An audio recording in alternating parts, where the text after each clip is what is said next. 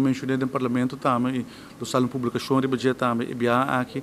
sempre talvez aumento ou redução,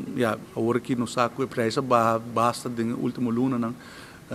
e agora después basta tempo nós estamos subida trove, pero o qual nós estamos agora que está tem aumento que está regardar fees que o banco não está charge e gasoline stations, não, acabei mencionando no parlamento que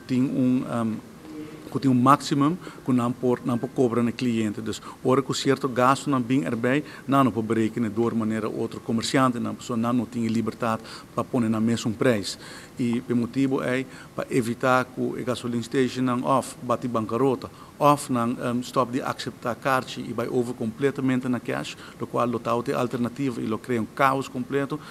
a dona não ora é aumento adicional para o que está fees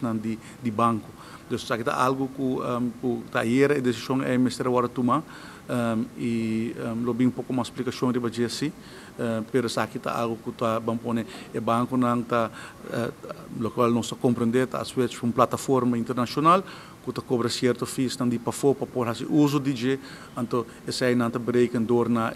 usuário não, pero em caso de outra empresa não por ora não gasto subir não por risco não preço, pero a gasoline station não tem liberdade e acaba na margem de entrada tá bom de roupa e pressão,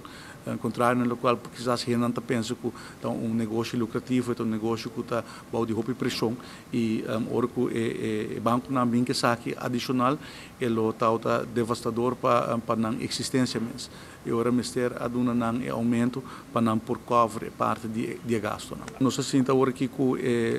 gasoline stations na cultura está em diálogo contínuo com não apresentar-nos na modelo, na explicar-nos turcos e agora que sai vai continuar para a decisão que o mister toma para evitar que a going forward tenha tipo de caos na rua.